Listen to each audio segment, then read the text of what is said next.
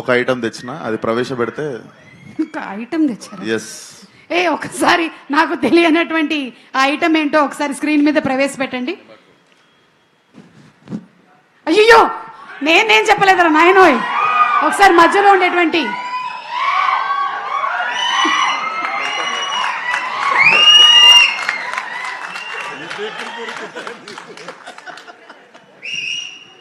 Sir ఎట్లుంటాయి sir experience అసలు ఆ గెటప్ వేసుకుని అసలు ప్రపంచం ముందుకు రాగానే?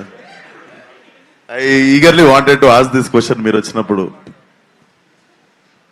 మరి గ్లామర్ లో పోటీ పడితే నన్ను దాటిపోయావయ్యా.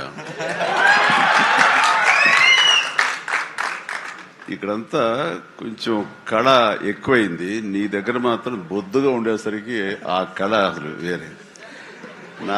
నాలాంటి వాడికే కొంచెం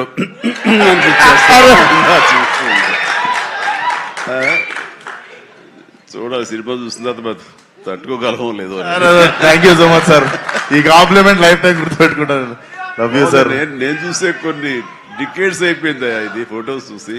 good, thank you. But as actor I know sir, అంతమంది ముందు ఒక గెటప్ వేసుకొని బయటికి రావాలంటే definitely one of the inspiration అనుకుంటా sir. Thank you so much sir. Good.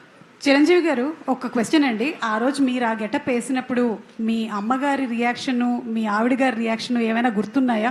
వాళ్ళని చూడలేకపోయారు, అసలు కనపడదు. మరి మీసాలు పెంచుదాకా మా ముందుకు రాకండి అన్నారు. కానీ విశ్వకి వేరే ఎక్స్పీరియన్స్ ఉన్నట్టుంది. విశ్వ మా వాళ్ళు చీరలు కట్టుకొని, మ్యాచింగ్ చీరలు కట్టుకొని సెట్కి వచ్చారు సార్ ఫోటో దిగుదామని. మళ్ళీ ఎప్పుడు కట్టుకుంటున్నాం అని. ఆ టైంలో షూటింగ్ టైంలో అప్పుడు మీసాలు తీయలేదు. జంజాల్ గారు మీసాలు తీయాలి అని అన్నప్పుడు ఒకటే కండిషన్, ఒక 60-70 మంది పనిచేస్తున్నారు యూనిట్లో, అందరూ తీస్తేనే ఆఖరి తీసావు నేను అవుతానని అందరితో తీయించాను మీసాలు.